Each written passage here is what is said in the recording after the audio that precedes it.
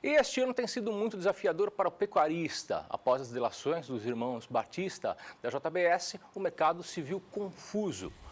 As negociações ficaram paradas e o preço da arroba do boi gordo caiu bastante após o dia 17 de maio.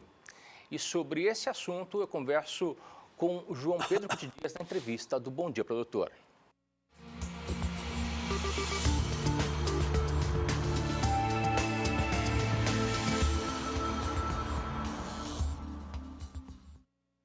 Turbulências e muita incerteza é o que paira no mercado do boi gordo, pelo menos do dia 17 de maio para cá, os preços da arroba têm caído bastante e isso gerou muita incerteza e, logicamente, que o país passa pela maior crise dos últimos 20 anos, segundo um estudo feito pela Scott Consultoria. Ô, João, esse cenário, será que tem uma luz no fim do túnel? Bom dia. Bom dia. Você tem vários problemas, não é só um, né, Antônio? Você tem a questão de renda do brasileiro. Caiu 11% a renda. Nós estamos com a renda voltando a 2010. Fruto da recessão, fruto do desemprego, todas as consequências da recessão. Então, o poder de compra do nós brasileiros caiu de forma significativa. Além dessa questão, você tem vários episódios negativos ao longo do tempo. Nos últimos 2 meses, se lembrar, em março você teve a operação da Federal. Aquele carnaval que foi feito, ele deu uma parada no mercado, atrapalhou as exportações, criou um certo impasse. Os frigoríficos deram férias em muitas plantas, fecharam muitas plantas. Ou seja, nós vemos de 3 anos que houve uma retenção de fêmeas.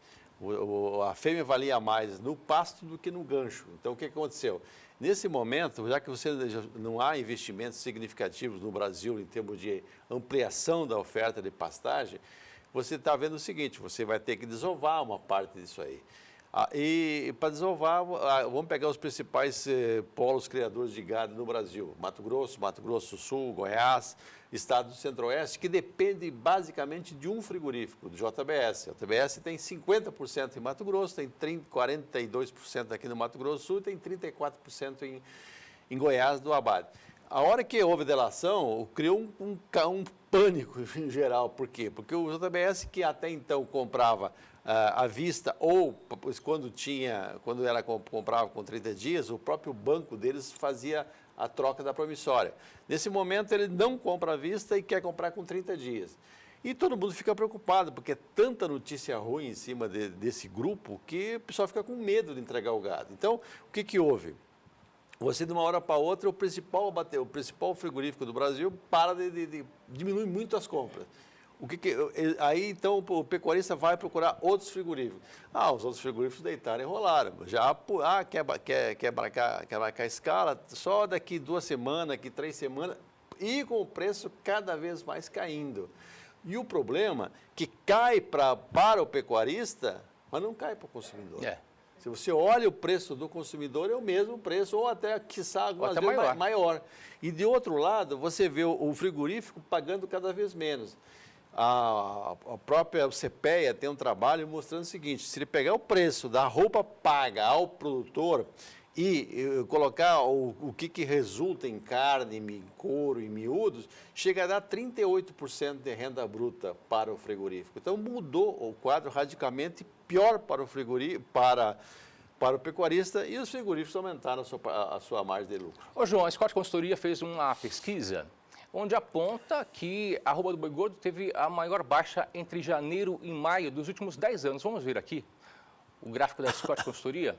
Você pode acompanhar aqui que desde 2010 a baixa a mais acentuada foi aqui em 2017. Esse estudo é feito entre janeiro e maio. Você pode acompanhar ali que em 2010 houve um aumento nos preços da arroba do boi gordo em 5,6%. Já 2011 houve queda de 5,3%, 2012 queda de 6,9%, já a partir de 2013 até 2016 só houve alta.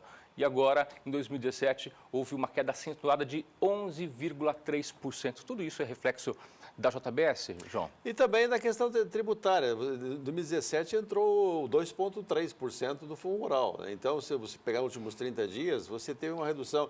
Hoje, você matar um boi, você paga até R$60 por animal de fundo rural, 2,3%. Haveria um acordo entre o governo e os parlamentares para fazer uma alíquota um pouco menor, porém até agora não saiu do papel, já que nós estamos vivendo uma crise política intensa no Brasil e a área federal está preocupada em se manter no poder, o Temer. Então, muitas coisas importantes ficam para um segundo plano. Então, além do problema disso aí, você tem a questão do Fundo Rural, que incide 2,3%. Na realidade, esses 11,3% dá para falar o que, né, se fosse tirar o 2,3%, haveria uma redução de 9%. É verdade, tem razão. Ô, João, pensando agora nesse cenário ruim, o poder de compra do invernista está maior quando comparado ao ano anterior? Você acha que está maior ou não? Olha, tudo caiu, né? Se você olhar o preço do bezerro, ano passado, chegou nessa época, agora é safra de bezerro, a época que é o maior fluxo de desmama, especialmente no Centro-Oeste. Então, o que acontece? Ano passado, se vendia um bezerro bom por 1.380, 1.300, agora veio para 1.100, foi uma redução significativa no preço do bezerro. E também, um outro fator que também que aumenta, teoricamente, aumenta a oferta de carne, é que quando o preço do bezerro está ruim, o criador é obrigado a vender parte da matriz, das suas matrizes, para poder equilibrar o seu fluxo de caixa. Então, isso também é outro fator. Talvez não caísse mais ainda, porque o pecuarista está tentando vender aquilo somente o que é extremamente necessário. Ou seja, se ele puder reter, ele está correndo um risco de depois ter dificuldade de pastagem, perda de peso, etc.